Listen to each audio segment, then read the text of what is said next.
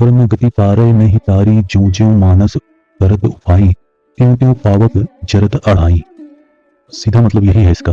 कर्म की गति टालने से टलती नहीं, जैसे जैसे मनुष्य उपाय करता है वैसे वैसे अग्नि बढ़ती जाती है। कर्म का सीधा अर्थ होता है कार्य जो कुछ हमारे द्वारा किया जाता है या हमारी इच्छाओं को द्वारा किया गया हो, वो हमारे नियंत्रण में हो या ना हो, लेकिन वह किया जा रहा है, स्वतः से हो रहा है, वह कर्म ही माना जाता है। हम कर्म चक्र की मूल संरचना को देखते हैं। कर्म चक्र की जो संरचना है वो 3 विभागों में बटी हुई है। एक संचित कर्म, दूसरा प्रारब्ध कर्म, तीसरा क्रियमाण कर्म। संचित कर्म का सीधा अर्थ आप समझ रहे होंगे। संचित मतलब इकट्ठा किया हुआ। संचित कर्म में हमारे पिछले जन्म और वर्तमान में किए गए कर्म का स्टॉक होता है। दूसरा प्रारब्ध कर्म जो आता है, यह संचित कर्म के कुछ ऐसे कर्म होते हैं जो इस जन्म में अनुभव करना ही पड़ता है। यदि कोई जीव जन्म लेता है तो वह संचित कर्म के कुछ हिस्सों को जरूर प्रारब्ध में प्राप्त करता है, जैसा कि परिवार में जन्म, कौन से परिवार, किस प्रकार के शरीर और उसकी परिस्थिति, इस प्रकार के कर्म संचित कर्म के हिसाब से प्रारब्ध कर्म का निर्माण होता है।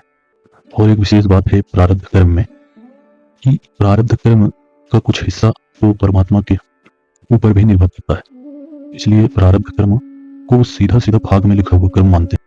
और तीसरा आता है क्रियमाण कर्म। इसका सीधा अर्थ यही है कि जो कर्म हम वर्तमान में कर रहे हैं, ये क्रियमाण मतलब किया जा रहा है, वर्तमान में जो कर्म हमारे द्वारा किया जा रहा है कर्म मानते हैं। जैसे अगर कोई नए बीज भूमि में के लिए लगाते हैं तो वह बीज अपने कर्म के अनुसार अंकुरित होता है, फिर उसके अंदर क्रियाएं जो होती हैं उस क्रियाओं से वह पौधा और पेड़ का रूप लेता है, और फिर वह पौधा और पेड़ फल लेता है, फिर उस फल से नया बीज बनता है। तो इसी प्रकार जीवात्मा भी होती है।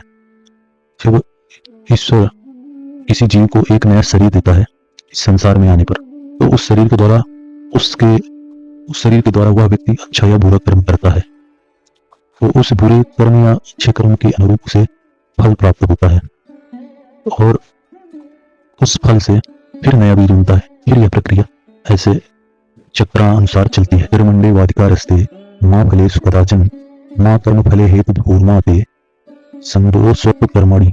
इसका सीधा अर्थ है कि तुम्हारा कर्म करने में ही अधिकार है, उसके फलों में नहीं है, क्योंकि तुम इस संसार में कर्म करने में स्वतंत्र हो, ना कि फल में।